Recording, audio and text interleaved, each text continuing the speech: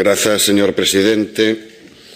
Señoras e señores deputados, convidados que nos acompañan, representantes das distintas plataformas de afectados por ese timo masivo que se chama participacións preferentes, a presente proposición ten por obxecto garantir a devolución íntegra aos pequenos aforradores carentes de experiencia financeira do valor nominal das participacións preferentes e outros instrumentos híbridos de capital e débeda subordinada. Para iso, é necesario que o Parlamento de Galiza tome a iniciativa e traslade unha proposta de reforma urxente da legislación financeira estatal que establece a asunción obrigatoria de perdas polos posuidores de participacións preferentes e débeda subordinada. Esta iniciativa propón a modificación ou a derrogación de diversas disposicións da Lei 9/2012 do 14 de novembro de reestruturación e resolución das entidades de crédito para preservar o dereito dos aforradores á recuperación íntegra dos seus aforros. Así mesmo, establece que as disposicións contidas nesta proposta de modificación da lei relativas aos dereitos dos titulares de participacións preferentes e obrigacións subordinadas serán aplicáveis a todos os procesos nos que interviniese o FROP, polo que se procederá á revisión de oficio dos mesmos para adecualos ao disposto na presente proposición. En consecuencia, o FROP deberá revisar no prazo de 2 meses desde a entrada en vigor desta reforma da lei todos os acordos e resolucións adoptados coa finalidade de preservar os dereitos dos aforradores a que lle sexa restituído íntegramente o seu diñeiro. Señoras e señores diputados, volvemos, pois, a traer a esta Cámara unha proposta que pretende dar unha solución xusta aos milleiros de cidadáns estafados. Tan só en Galiza son aproximadamente 85.000 os pequenos aforradores afectados. Persoas que son titulares de participacións preferentes ou débeda subordinada por un importe global de 1.819 millóns de euros.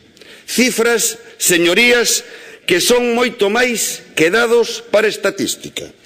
Cifras que agochan auténticos dramas persoais. Dramas como os que xa teño comentado desde esta mesma tribuna. O caso dun traballador que durante toda a súa vida foi depositando as pagas das horas extra nunha conta de aforro. Enganado como todos, os seus aforros convertíronse en participacións preferentes. E agora ve como se lle expolian os aforros dunha vida de traballo. O caso dunha xubilada que veu a falar comigo que pasou a súa vida traballando de limpadora na Suiza. Enganada como todos, os seus aforros convertíronse en participacións preferentes. Agora ten a todos os seus fillos no paro e non ten con que axudalos. O caso de persoas que ficaron sen traballo, non puideron tirar dos seus aforros para pagar a hipoteca, porque enganados como todos, convertíronos en participacións preferentes e agora resulta que a mesma entidade que os estafou executou a hipoteca. Deixounos sen aforros e sen vivenda. Ou un caso, señorías, que sinceramente non pensaba comentar desde esta tribuna. O caso do meu pai e do meu fillo. Meu pai, falecido hai case 20 anos. O pouco de nacer o meu primeiro fillo, abriu unha conta de 600 euros, unha conta de aforro ao seu nome. Outro día, a miña muller e eu recibimos a comunicación de que foran transformados en participacións preferentes. Sinceramente, nin me lembraba. Do que estou seguro é que nin a miña muller nin eu fomos informados das características dese produto. Pero miren, señorías, o que me doe non son os 600 euros que pode perder o meu fillo, porque afortunadamente miña dona e eu temos ingresos superiores a moita xente que padece este drama. O que me doe é que meu pai non puido ver cumplido o seu desexo por esta práctica espuria dos bancos. Estamos a falar, por tanto, de persoas que non especularon co seu diñeiro, persoas que non aspiraban a se faceren ricos, persoas que non tiñan precisamente os seus aforros en paraísos fiscais ou nunha conta na Suiza, persoas que o único que aspiraban era a ter os seus aforros seguros para ter unha vellez digna, persoas que o único que aspiraban era ter aforros para axudar a un fillo ou un neto, para axudar a unha filla que está no paro, persoas, por tanto, que carecían de experiencia financeira, que na inmensa maioría dos casos tan só suscribiran contratos de depósitos bancarios coas entidades. Persoas, todas elas, que non foron informadas debidamente das características destes produtos financeiros, nin, por tanto, dos seus riscos. E por iso tampouco outorgaron un consentimento que poida considerarse válido para transformar o seu diñeiro en valores especulativos de alto risco. Señorías, as preferentes foron a vía que escolleron os bancos no momento do inicio da crise financiera encetado polo crack de Lehman Brothers, co fin de reforzar os seus fondos propios de capital, botando man dos depósitos dos clientes. Iso foi o que fixeron. E fixérono, ademais, a través dun engano masivo, como recoñeceu explícitamente no Congreso dos Diputados, interpelado a este respecto polo BNG, o señor de Guindos. E resulta que agora, en vez de protexer os dereitos das vítimas desta estafa, legalízase o seu espolio. Roubar o pobo para salvar a banca. Señorías, iso é o que está a acontecer.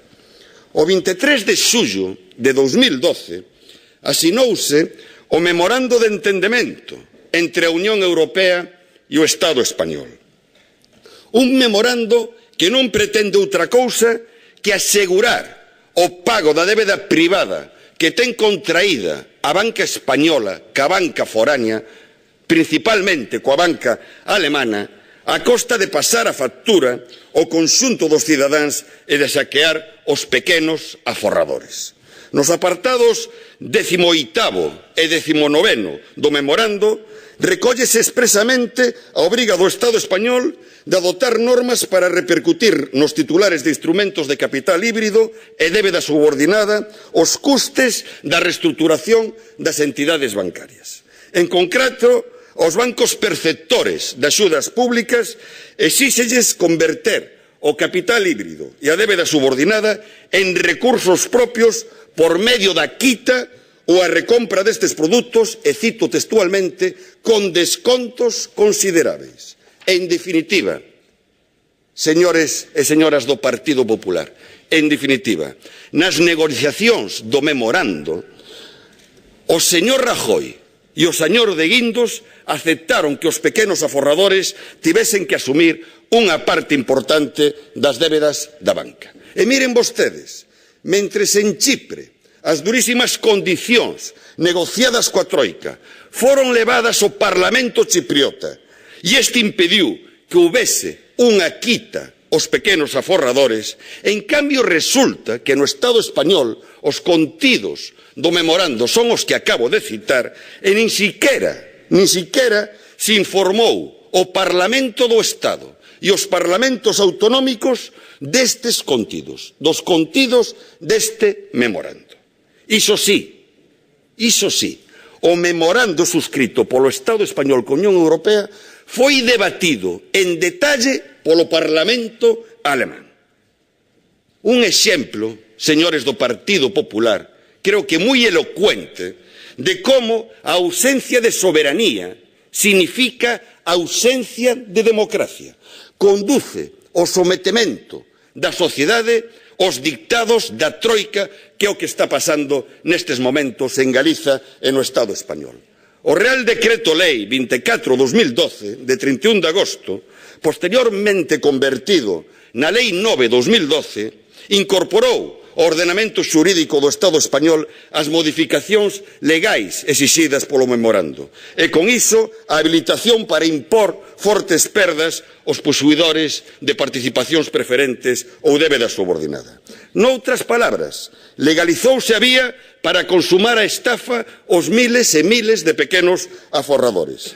As últimas decisións do FROP en aplicación desa norma confirman este espolio. Aplicarase unha quita media do 43% aos titulares de participacións preferentes de Nova Galicia Banco, dun 41% aos donos de obrigacións subordinadas perpetuas desta entidade e dun 22% aos donos de obrigacións subordinadas con vencemento.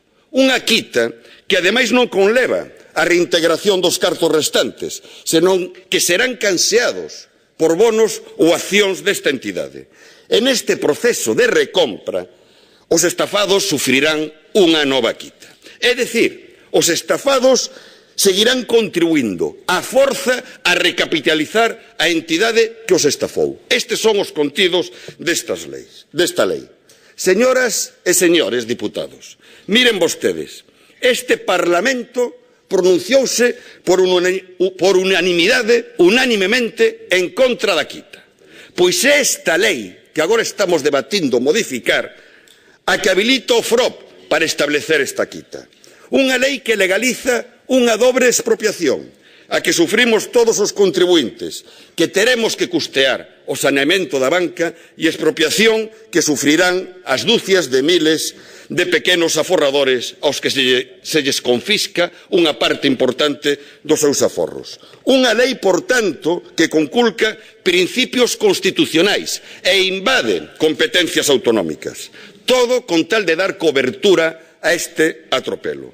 E, pese a iso, a Xunta de Galiza negouse a recurrila como solicitou múltiples veces o BNG. Miren vostedes, e a última vez que volvemos a insistir nesta demanda, o Partido Popular argumentou que xa venceran os prazos legais para presentar recurso. Precioso. Sí, precioso, señores e señoras do Partido Popular. Primeiro, os señores Rajoy e de Guindos aceptan que os pequenos aforradores teñan que asumir unha parte importante das débedas da banca. Despois, os diputados galegos do Partido Popular votan no Congreso dos Diputados a favor desta lei. Logo, a Xunta négase a recurrila. E cando xa venceu o prazo para presentar recurso, o PP intenta lavarse a cara votando neste Parlamento en contra da quita. Un brinde ao sol, señoras e señores diputados do Partido Popular. Un puro xogo de apariencias. Vostedes son dos que tiran a pedra e agochan a man. Hoxe teñen a oportunidade de demostrar que non é certo o que eu afirmo, que non están facendo xogo de apariencias, que realmente vostedes están en contra da quita. Teñen unha oportunidade votando a favor desta proposta de modificación da Lei 9/2012, votando a favor aquí no Parlamento galego e votando a favor hoxe pola tarde no Congreso dos Diputados, porque esta mesma proposición de lei por iniciativa do BNG debátese e vótase hoxe pola tarde no Congreso dos Diputados. A ver que fan de novo os diputados galegos do Partido Popular. Señores do Partido Popular, hoxe, por tanto, teñen a oportunidade realmente de demostrar a carón de quen están, si dos estafados ou dos estafadores. E se realmente están a favor dos milleiros de cidadáns, dos milleiros de compatriotas galegos, vítimas desta estafa masiva, teñen doado demostralo, que a Xunta de Galiza se poña a disposición de todos os afectados para prestarlle toda a cobertura política e xurídica necesaria para que presenten recurso contra os acordos do FROP, porque eles sí que están legitimados e a tempo para facelos, e, por suposto, modificando esta lei que legaliza a quita votando a favor da proposición que hoxe defende o Bloque Nacionalista Galego. Polo tanto, teñen a oportunidade de demostralo. Actúen en consecuencia. Se están cos estafados, voten a favor desta proposición. Moitas gracias. Gracias, señor Jorquera.